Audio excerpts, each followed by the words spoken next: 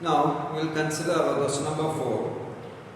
Describe an activity which shows that the force experiencing on a current carrying conductor placed in a uniform magnetic field. So we have to show that when a current carrying conductor is placed in a uniform magnetic field, force is experiencing on that conductor. So with the help of a diagram we can consider that situation. So this is our question number 4 only.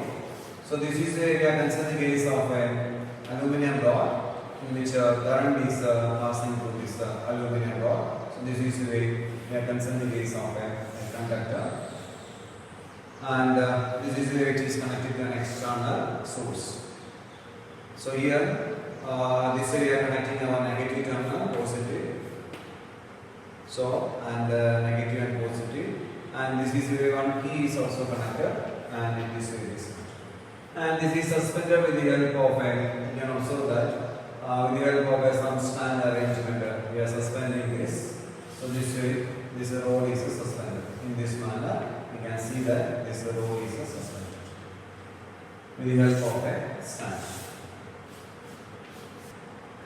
And this current carrying conductor is placed in a uniform magnetic field only. So here we can consider the case of a one horseshoe magnet also. This way we are considering the case of a horseshoe magnet. And we can say that this is the north pole, and this end is considered as the south pole of this conductor. So this way we are considering a situation which a current carrying conductor is placed in a uniform magnetic field. So magnetic field is always from north to south direction, this way. Now when the key is closed, we can see that when the key is closed, the current is passing through this direction. So from positive to negative direction, current is flowing in this circuit. So you can observe that in this case, this current is passing through this conductor along this direction, and we can see that this current carrying conductor is placed in a uniform magnetic field. So we can observe that in this case, whenever current is starts passing through this conductor is deflecting towards one direction. So this conductor starts deflecting, and if you are reversing the direction of current flow, now this is the positive side and current is flowing in the opposite direction. You can observe that this conductor starts reflecting in the opposite direction. So from this activity it is clear, when a current carrying conductor is placed in a uniform magnetic field, a force is experiencing on this conductor. Because of the force experiencing on the conductor only, so this conductor starts reflecting in one direction. And we can determine the direction of the force experiencing on this conductor. So by using Fleming's left-hand rule, we can determine the direction of the force experiencing on this conductor. Now we will discuss our question number 5. State Fleming's left-hand rule. So we have to state the Fleming's left-hand rule. So according to Fleming's left-hand rule, we know the stretching the three fingers of your left hand, that means a central finger, forefinger and thumb, in mutually perpendicular direction, in which a central finger representing the current, forefinger represents the magnetic field, and then thumb is representing the force experiencing on the conductor or motion of this conductor. So this is the way we can state the Fleming's left-hand rule. So by using Fleming's left-hand rule, we can determine the direction of the force experiencing on a current carrying conductor. Now let us see what is the question number 6. So when we are considering the case of question number 6, list two methods of producing magnetic field.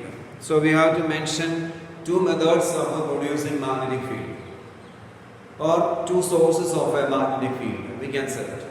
So when we are considering the case of a natural magnets, that means a bar magnet, suppose if we are considering, so they are producing the magnetic field now. So one end is a north pole and another end is a south pole. You know, magnetic field lines are from north pole to south pole. In this way, you can see that magnetic field lines are there. So, which is starting from north pole and terminating on this south. And inside also field lines are there. You can see that the uniform field lines are there. That is from south pole to north pole. So, like this way, we are getting a continuous closed curves. in the case of magnetic field lines.